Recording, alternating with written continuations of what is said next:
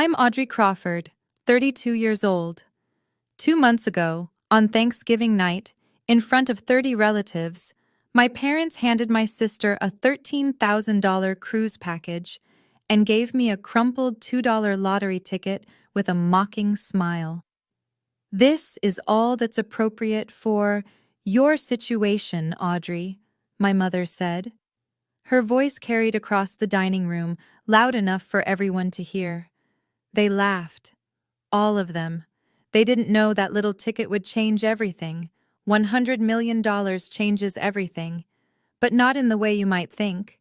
Before I tell you this story, if you find it compelling, please take a moment to like and subscribe, but only if you genuinely want to come along for this ride. And let me know where you're watching from, what time it is there. I always love knowing where my new friends are tuning in from around the world. Now, let me take you back 2 months ago, to Thanksgiving night. The night everything began to crumble. The Crawford family Thanksgiving was always a production. Not in the warm Hallmark movie sense, more like a stage where everyone performed their assigned roles. I pulled into my parents' driveway at exactly 5 o'clock, carrying a homemade autumn salad and a bouquet of dahlias I'd grown myself. The flowers were deep burgundy, perfect for the season. I'd spent 3 months nurturing them. My mother opened the door before I could knock. "Oh, Audrey." Her eyes flicked to the bouquet, then away. "Still playing with plants, I see." Behind her, I heard squealing. Vivian had arrived. Mom rushed past me, arms outstretched. "There's my girl! Oh, that dress is stunning. Is it new?" I stood in the doorway, holding my flowers, watching my mother embrace my sister like she hadn't seen her in years. It had been 2 weeks. Inside, the house buzzed with relatives, aunts, uncles, cousins I barely recognized. Dad sat in his leather recliner, deep in conversation with Marcus, my brother-in-law. He didn't get up when I entered. Just a nod, barely a glance. "Audrey, good, you're here," Dad said, not looking away from Marcus. "We need help setting the table." Of course, I was here to work. The living room formed a semicircle around Marcus as he described his latest real estate consulting deal. Everyone leaned in, captivated. I knew better. Marcus was slippery. But I had no proof, just instinct. Aunt Marlene caught my eye across the room. She gave me a small, sad smile. Later, as I arranged napkins alone in the dining room, my mother introduced me to a distant cousin. "This is Audrey, my younger daughter. She does gardening, I think? Something with plants?" "Landscape architecture, Mom. I design green spaces for corporate buildings." She waved her hand. "Same thing, dear." I kept folding napkins. Some battles aren't worth fighting. Not yet. I was refilling the water pitcher when I heard them.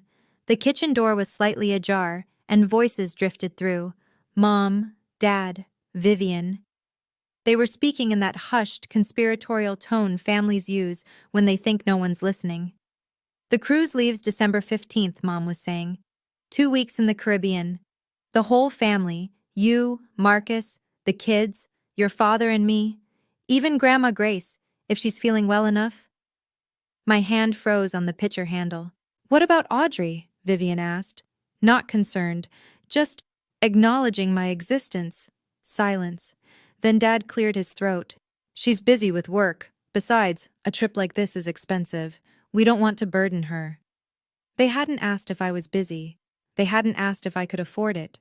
They'd simply decided I wasn't worth including. I pushed the door open. "I'm not invited?" 3 faces turned. Mom's smile tightened. Dad suddenly became very interested in his coffee cup. "Sweetheart," Mom started, "this trip is to celebrate Marcus's promotion. It's really more of a family thing," I finished. "It's not about you, Audrey," Vivian said, her voice honeyed. "We just didn't think you'd be interested. You're always so independent." Independent, the word they used when they meant outsider. I was about to respond when I noticed movement behind me.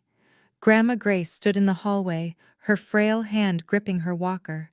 Her eyes met mine, sharp, knowing, filled with something I couldn't quite read.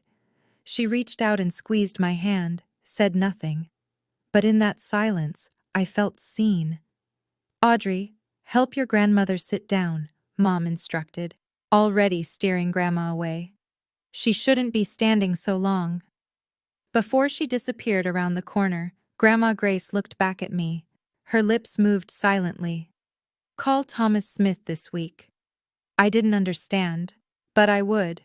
Soon I would understand everything. The dining room fell silent when Dad stood up, tapping his wine glass with a fork. "Before we eat, I want to take a moment to thank everyone for being here." He smiled, the practiced smile of a man who'd spent his life selling used cars. "Family is everything." 30 people nodded in agreement. I counted. 30 witnesses to what came next. This year, Patricia and I wanted to do something special for our daughters. He gestured grandly toward Vivian. "Vivian, sweetheart, come here." Vivian glided forward, all grace and designer heels. Mom handed her a thick envelope, beaming. "For you and Marcus and the kids, a 14-day Caribbean cruise, first class." The room erupted. Applause, gasps of delight. Vivian burst into tears. The pretty kind, the kind that photograph well. "Oh my God, thank you!" She threw her arms around both parents. "This is too much." $13,000. I'd seen the itinerary on Mom's computer last month. I wasn't supposed to, but I had. Then Mom turned to me. The applause faded. The room grew quiet. "Audrey, honey, come here." I walked forward on wooden legs. She pressed a thin envelope into my hands. Inside was a single slip of paper. A lottery ticket. Mega Millions. $2. "This is what suits your situation, dear." Mom's smile didn't reach her eyes. "Who knows? Maybe luck will find you." Someone snickered. Then someone else. Marcus leaned back in his chair, smirking. "Luck's a long shot when you don't have brains to back it up." Laughter rippled through the room. Vivian covered her mouth, giggling. "Oh, that's so cute, Mom. Maybe she'll win $5. I stared at the ticket in my hand. My face burned, but somewhere deeper something shifted. Cracked. Broke free. I smiled. "Thank you, Mom. I'm sure this will be exactly what I deserve." No one noticed the edge in my voice, but I did. The laughter was still echoing when a voice cut through. "Gerald, Patricia, this is not right." Everyone turned. Grandma Grace stood at the edge of the room, her small frame trembling with the effort of standing without her walker. Her voice was thin, but it carried. "You cannot treat Audrey this way. Not in front of everyone. Not ever." The silence that followed was different from before, heavier, uncomfortable. No one had expected the family matriarch to speak. Dad's jaw tightened. "Mother, please." "I am not finished." But Mom was already moving, her heels clicking against the hardwood. She wrapped an arm around Grandma Grace with practiced efficiency. "You're tired, Mom. Let me take you to lie down." "Patricia, I'm not." "The doctor said you need rest. Come on." I watched, helpless, as my mother guided my grandmother toward the guest room. Grandma Grace looked back at me over her shoulder. Our eyes met. She nodded. Once, deliberately. Then her gaze shifted, just slightly, toward her old leather handbag sitting on the armchair by the window, the one she always carried, the one no one was ever allowed to touch. The door closed behind them. The room exhaled. Conversations resumed. The moment passed like it had never happened. But I saw Aunt Marlene watching me from across the room. Her face was pale. She looked like she wanted to say something, then thought better of it. I excused myself to the bathroom, locked the door, stared at my reflection. The lottery ticket was still crumpled in my fist. $2. That's what they thought I was worth. But Grandma had said something. Thomas Smith, a lawyer. Why would my grandmother, who had no lawsuits, no legal troubles, want me to call a lawyer? I didn't know yet. But something told me I was about to find out. It was nearly midnight when I started cleaning up, alone, as usual. Most guests had left. Vivian and Marcus had retreated to the living room to plan their cruise wardrobe. My parents were seeing off the last relatives. I was gathering dishes from Dad's study when I saw them. Papers, scattered across his desk like he'd left in a hurry, bills with red overdue stamps, a letter from a collection agency, and beneath it all, a document that made my blood run cold. A loan agreement, signed by my father, co-signed by Marcus Pierce. $180,000. The interest rate was predatory, the kind you only see from people who operate in shadows. My hands were shaking as I flipped to the next page. It was worse. Collateral documents for Grandma Grace's house. The house where she'd lived for 50 years. The house where my mother grew up. The house that was supposed to be Grandma's until she passed. There was her signature, shaky, uneven, dated from 6 months ago. The same month she'd fallen and spent 2 weeks hospitalized, drugged up on pain medication. They'd made her sign when she wasn't herself. I pulled out my phone. My heart was pounding so hard I could hear it in my ears. I photographed everything, page after page. I didn't know what I would do with these pictures. I didn't have a plan. But I understood something now. The favoritism wasn't about love. It wasn't about Vivian being the golden child. I was the threat. I was the one who might ask questions, who might notice things that didn't add up. They needed me small, silent, invisible. That's why I got a $2 lottery ticket. I slipped out the back door, photos saved, mind racing. For the first time in my life, I wasn't going to stay quiet. 1 week after Thanksgiving, I called Aunt Marlene. She picked up on the second ring. Audrey? Aunt Marlene, I need to ask you something. What is it, honey? Is Dad in serious debt? Silence. Long. Heavy. You know something, don't you? I pressed. How did you find out? I saw papers, at the house, a loan agreement with Marcus.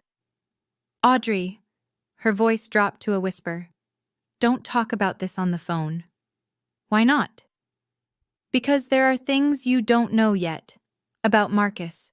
About your father. My grip tightened on the phone. What things? Not here. Not like this. Meet me Saturday. The coffee shop on Elm Street. 2 o'clock. Aunt Marlene, please. And Audrey? She hesitated. Don't trust anything Marcus tells you. He's not who he pretends to be. The line went dead. I sat in my apartment staring at the lottery ticket on my kitchen counter. I'd forgotten about it since Thanksgiving. It had been sitting there, crumpled and ignored, like me. Maybe it was time to check the numbers. I pulled up the Mega Millions app, entered the numbers, watched the little loading wheel spin.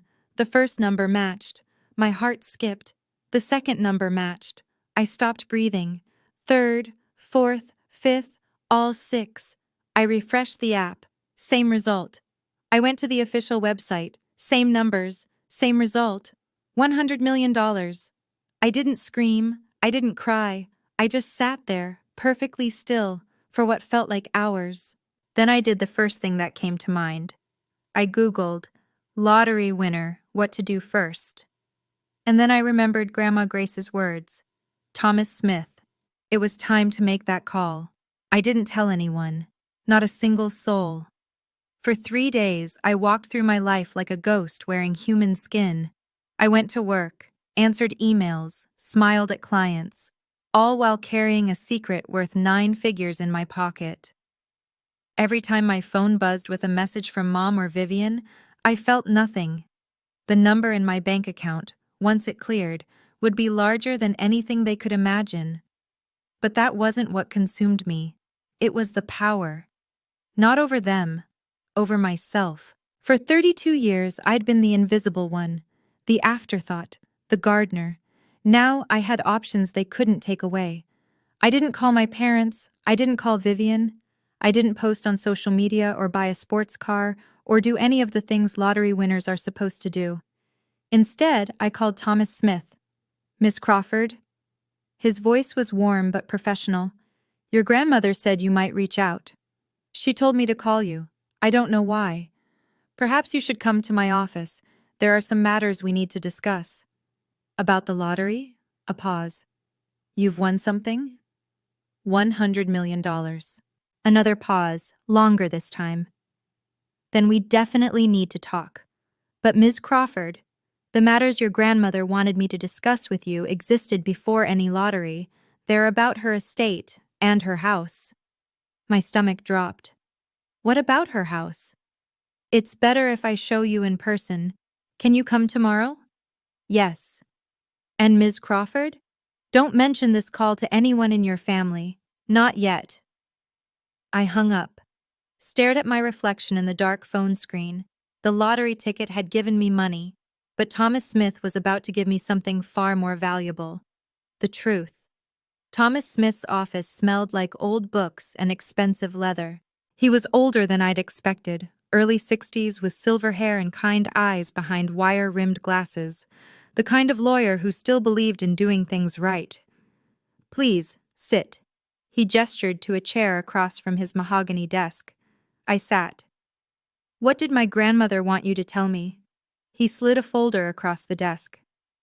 10 years ago, your grandmother established a trust fund. In your name. A trust fund? $500,000. The room tilted. What? I never knew. She wanted it that way. She was afraid. Afraid of what? Thomas's expression softened. Afraid your mother would find a way to take it from you. I opened the folder with trembling hands. Legal documents, bank statements, all of it real. There's more, he said gently. The house, your grandmother's house. I saw the papers. My father cashed it in. He nodded. The deed was signed 6 months ago, the day after your grandmother was hospitalized. She was on heavy pain medication, barely coherent. I felt sick. That's fraud. Potentially. The signature is shaky. The timeline is suspicious. But proving coercion is difficult without witnesses. She didn't know what she was signing?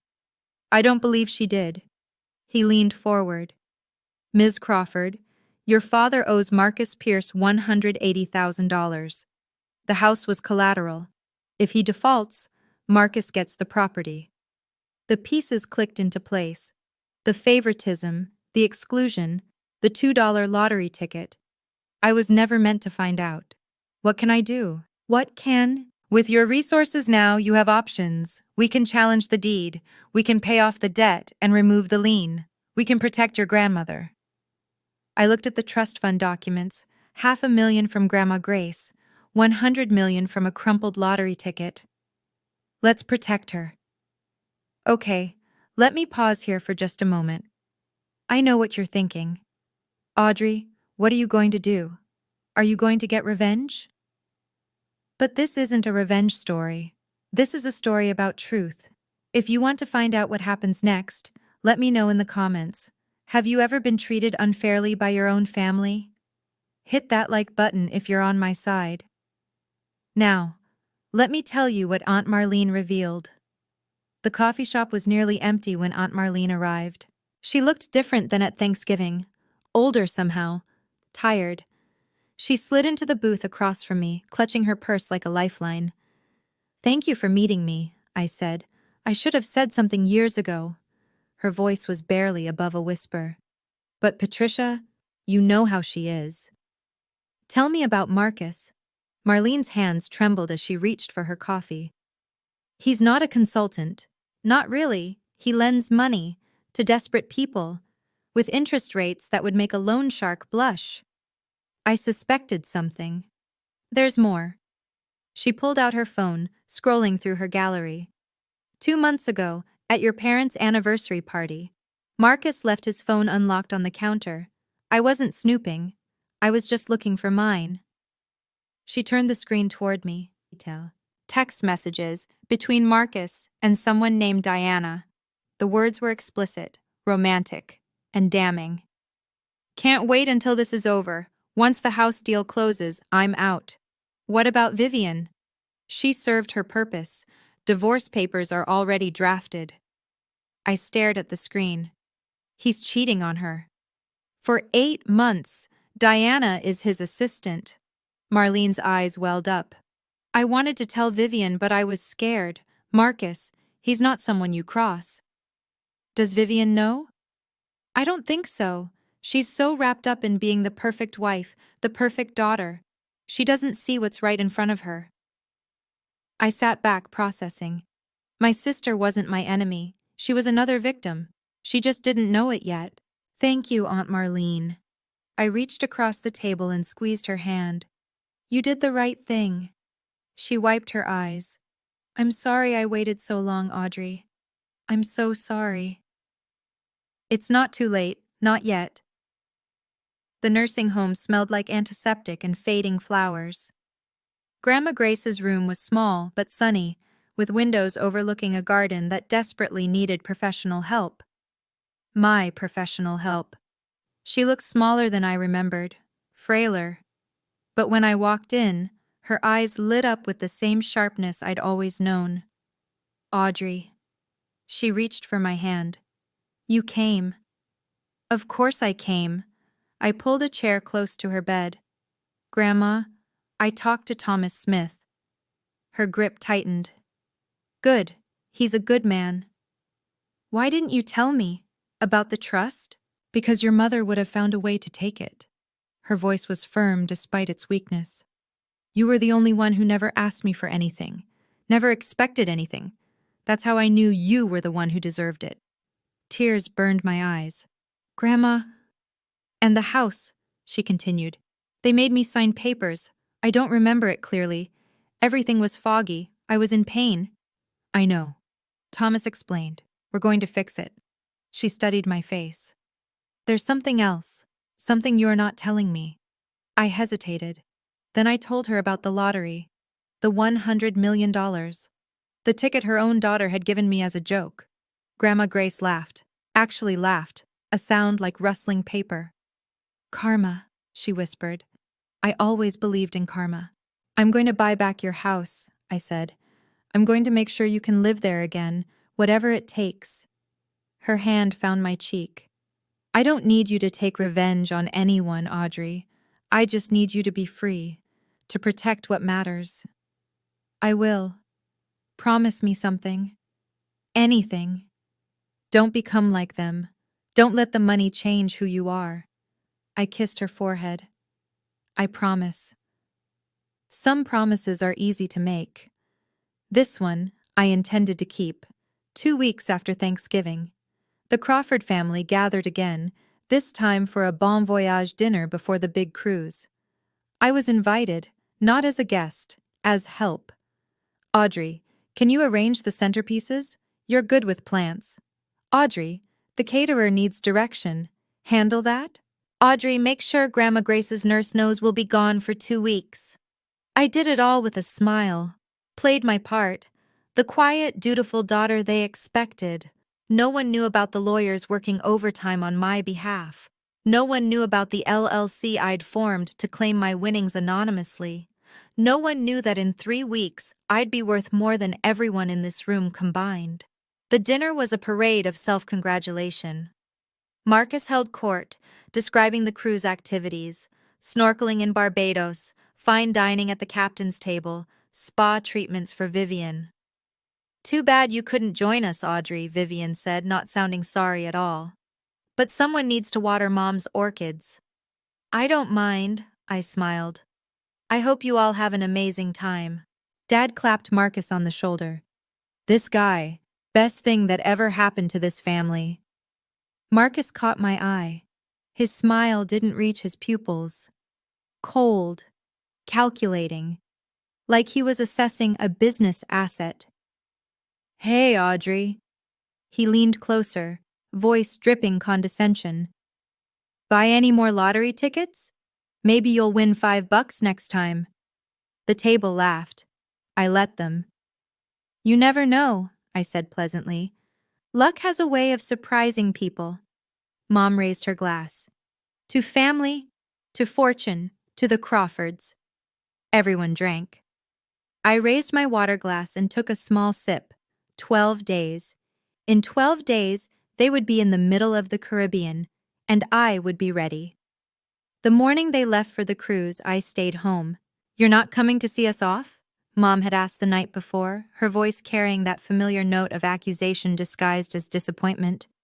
"I have a client meeting. Big project," she'd sniffed. "Always work with you." Always work, as if I had any other choice, as if they'd ever offered me anything else. I spent departure day in Thomas Smith's office, finalizing the paperwork for my LLC. The money would clear within the week, after taxes, roughly $62 million, more than enough for what I had planned. I was reviewing documents when my phone buzzed. "Vivian." "Audrey, something's wrong with Dad's credit card. It got declined at the port. Can you transfer $500? I'll pay you back." I stared at the message. The irony was almost too perfect. The first time in my entire life that Vivian had asked me for money. I knew why the card was declined. The debt was catching up. Marcus wasn't covering it like he'd promised. The house of cards was starting to wobble. I typed back, "I don't have $500 to spare right now. Ask Marcus. He's the financial consultant." 3 dots appeared. Disappeared. Appeared again. Never mind, we figured it out. I didn't ask how. I didn't care. What mattered was that they were on that ship now. All of them. Mom, Dad, Vivian, Marcus. Trapped in the middle of the ocean for the next 2 weeks. I turned back to Thomas.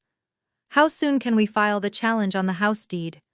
"Monday, once you're ready to make your move." I looked out his window at the city below. Somewhere out there, a cruise ship was sailing toward the Caribbean, and I was preparing my own kind of voyage. Day 3 of the cruise. I posted a single Instagram story. Just me, standing in front of Grandma Grace's house. The house that was supposedly no longer hers. The caption was simple: "Home renovation project starting soon." I knew Dad would see it. He checked social media obsessively. It was his only way of knowing what his daughters were really up to. The same day, the local news ran a story. Mega Millions jackpot claimed. Winner remains anonymous. The ticket had been purchased at a convenience store 3 miles from the Crawford family home. I didn't plant that detail.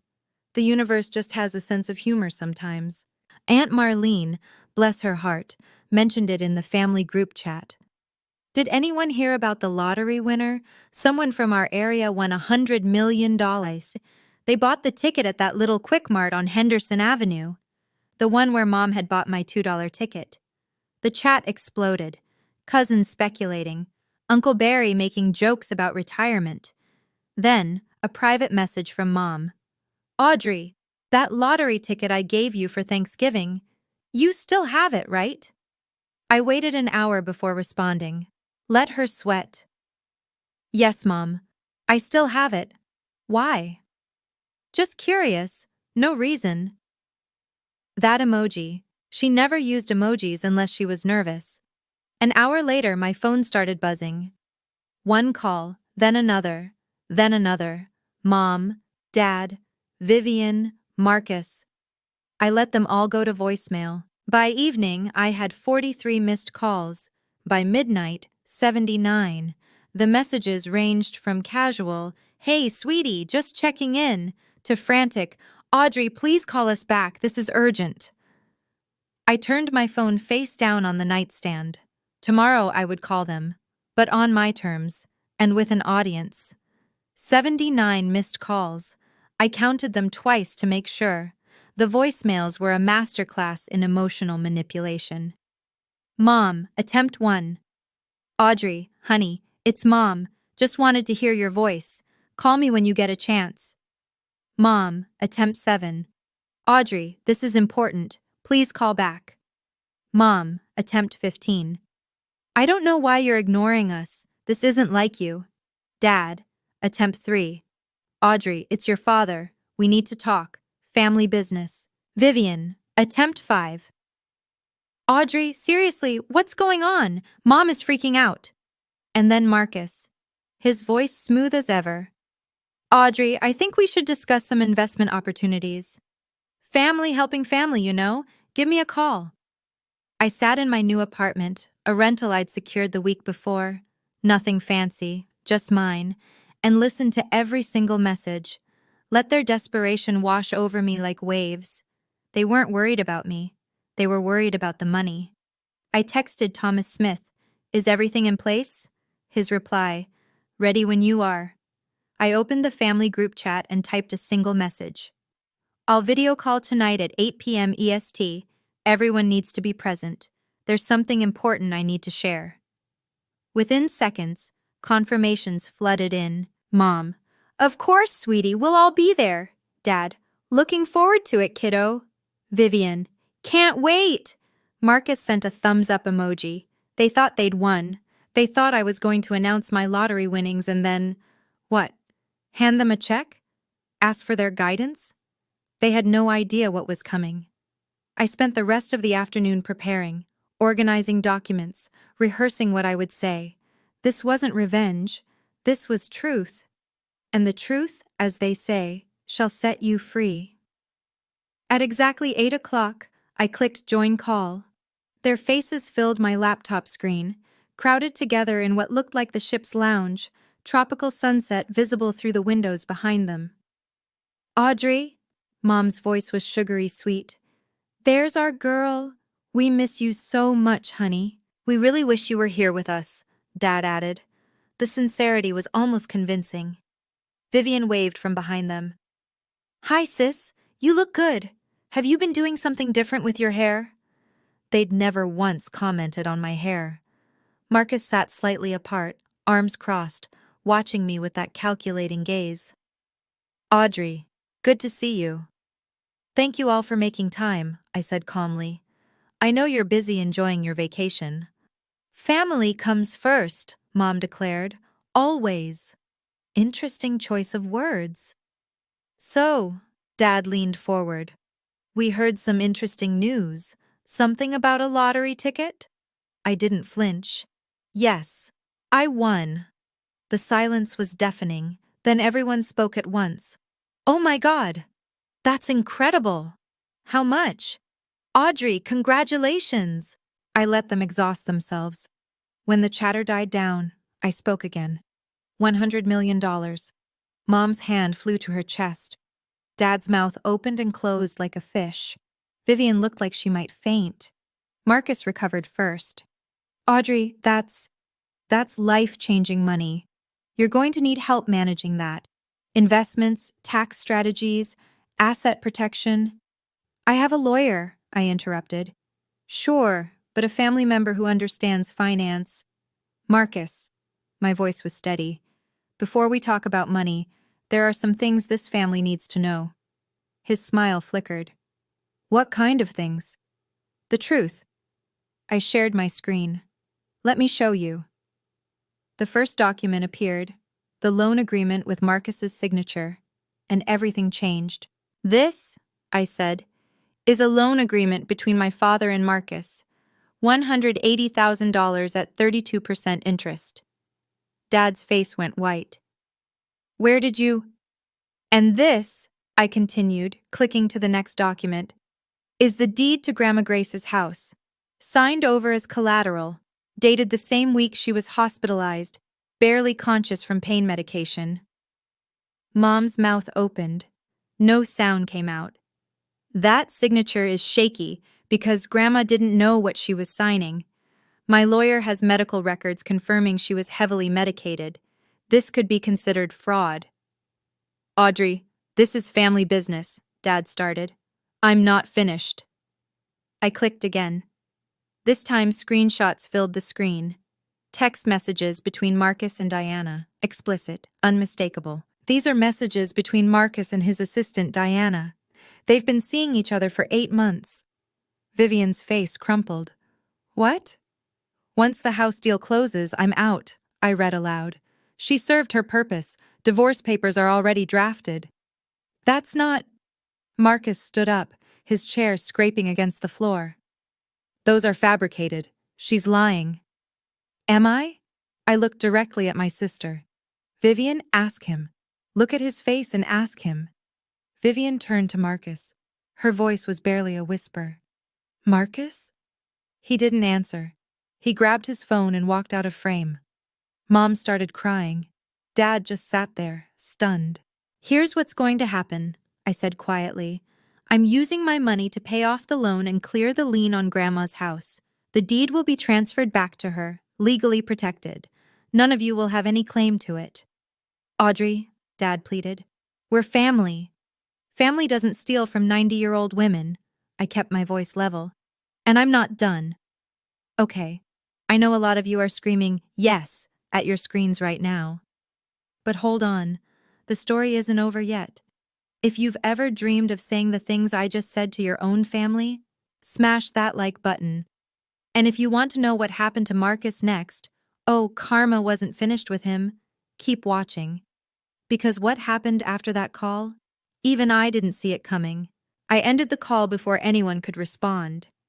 The last thing I saw was chaos, Vivian crying, Mom shouting something I couldn't hear, Dad sitting motionless with his head in his hands. Marcus was nowhere to be seen. My apartment was silent, just me and the fading sunset through the window. I'd imagined this moment for weeks. I thought I'd feel triumph, victory, vindication. Instead, I felt hollow, tired, like I'd just run a marathon I hadn't trained for. My phone exploded within seconds. Calls, texts, voicemails. I turned it to silent and set it face down. Then a knock at my door. I tensed. No one knew I'd moved. Through the peephole, I saw Aunt Marlene. She looked as exhausted as I felt. "How did you find me?"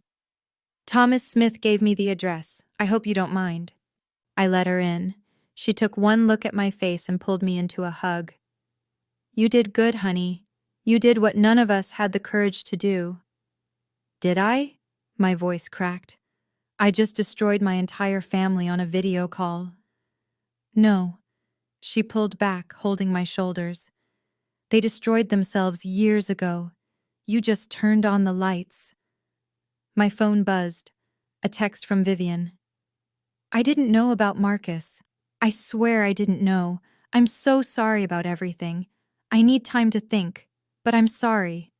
I read it twice, 3 times. "What do you think?" Marlene asked. "I don't know." I set the phone down.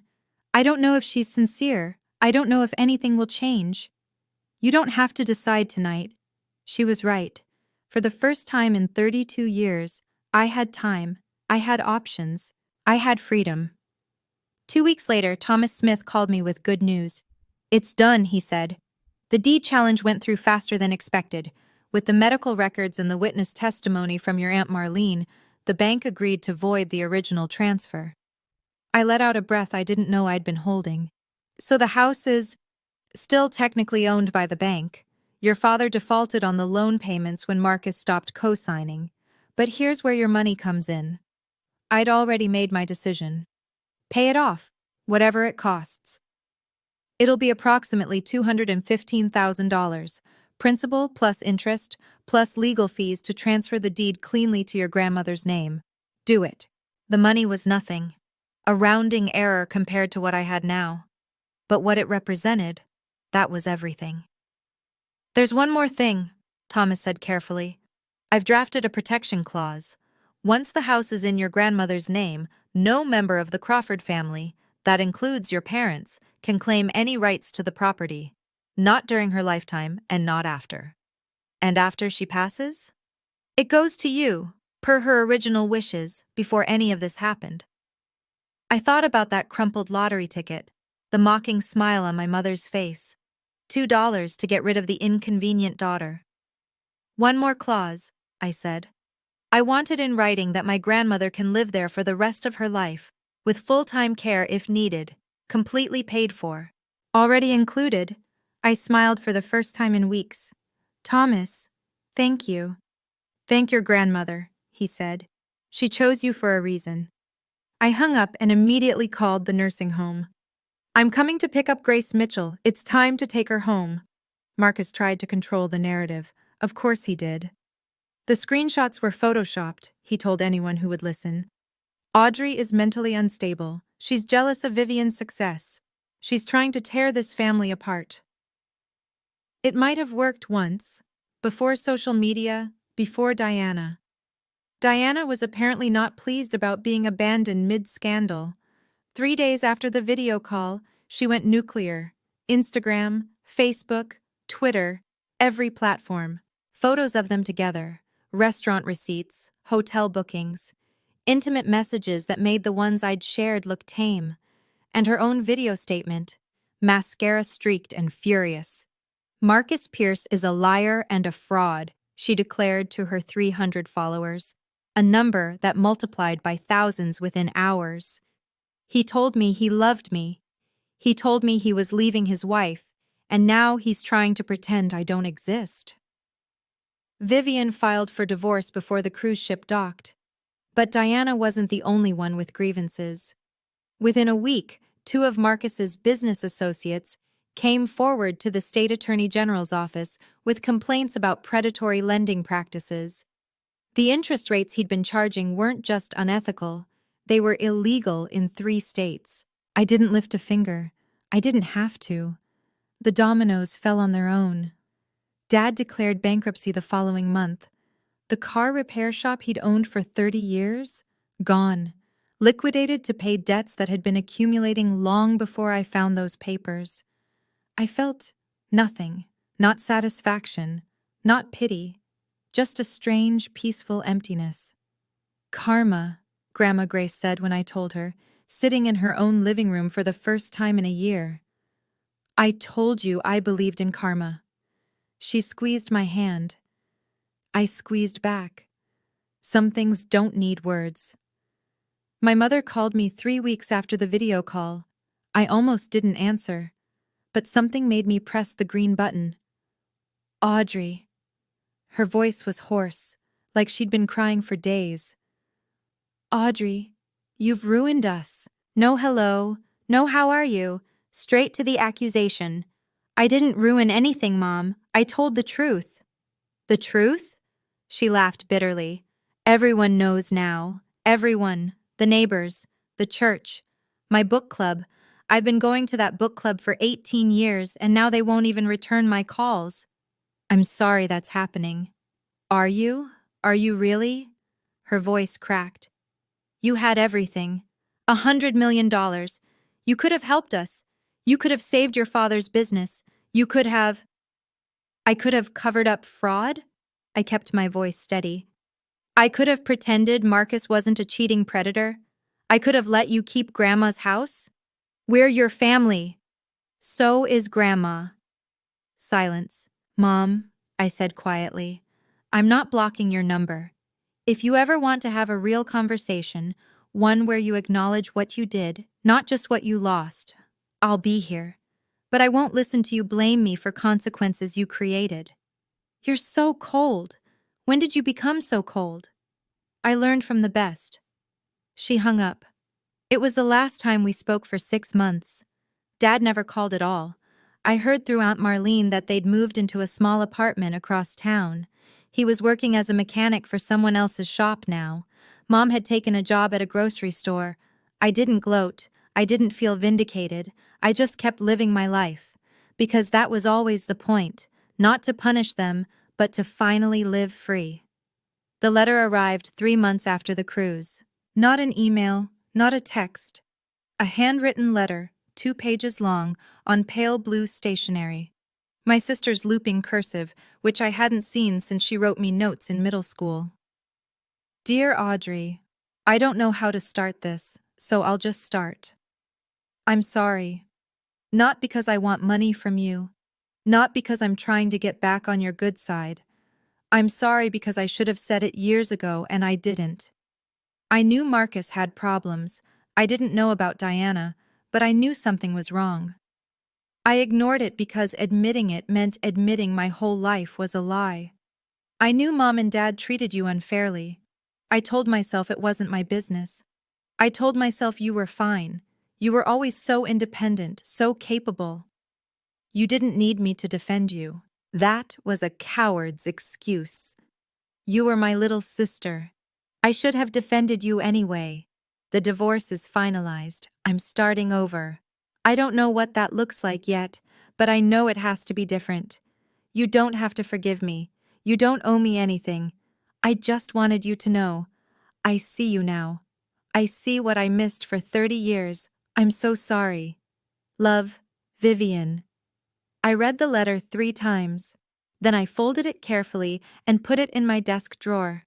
I didn't write back, not yet. But for the first time, I felt something shift. A door that had been locked for years creaking open, just slightly. We met for coffee the following month. It was awkward, stilted. Neither of us knew how to be sisters anymore. But we were trying, and that was a start. Grandma Grace came home in April. I was there when the nursing home transport van pulled into her driveway. The same driveway where I'd skinned my knee learning to ride a bike. The same driveway where she'd stood waving goodbye after every visit, shrinking in the rearview mirror until she disappeared. She was smaller now, frailer. But when the attendant wheeled her up the ramp I'd installed, her eyes found the garden, overgrown, neglected but still there, and she smiled. "It needs work," she said. "I'm going to fix it," I promised. "That's my specialty, remember?" I'd spent the previous month preparing the house. New accessibility features, a hospital bed in the master bedroom, round-the-clock nursing care on standby. The best of everything money could buy, because for once, I had money to spare. We sat in the sunroom that afternoon, watching goldfinches at the feeder I'd installed. "You did all this?" she asked, gesturing at the renovations. "It's your house. It should be comfortable." She was quiet for a long moment. Then, "Your mother called me last week." I tensed. "What did she say?" "She wanted me to talk to you, to convince you to come back to the family." "What did you tell her?" Grandma Grace turned to look at me directly. Her eyes, despite her age, were sharp as ever. "I told her that you never left. That family isn't about showing up for Sunday dinners. It's about showing up when it matters." She reached for my hand. "You showed up, Audrey. When everyone else saw what they could take from me, you saw what you could give." I blinked back tears. "I just did what was right. That's the hardest thing to do. And you did it anyway." We sat together until the sun went down. No more words needed. 1 year later, I barely recognized my own life. I still worked. Not because I needed the money, but because I loved what I did. My landscape architecture firm had expanded, 2 new employees, an office with actual windows, and a waiting list of clients. I'd designed 3 public gardens in the past year alone. The lottery money sat mostly untouched in diversified investments.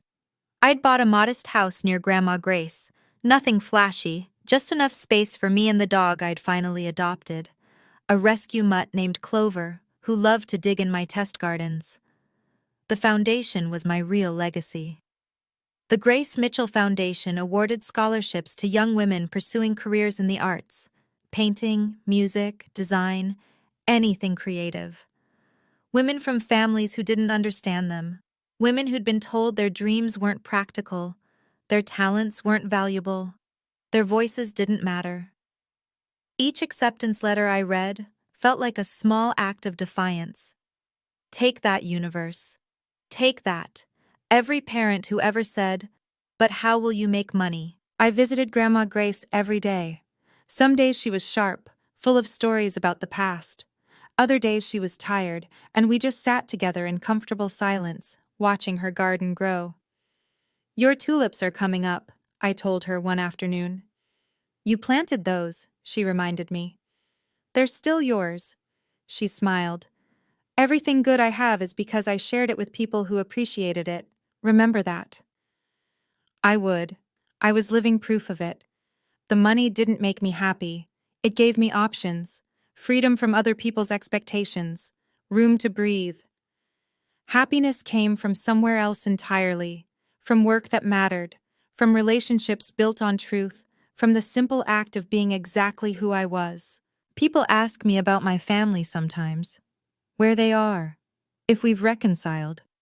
The honest answer is complicated. My parents live in a small apartment across town. Dad works as a mechanic. Mom works at a grocery store. They're stable but struggling. Not destitute, but nothing like the life they once imagined for themselves.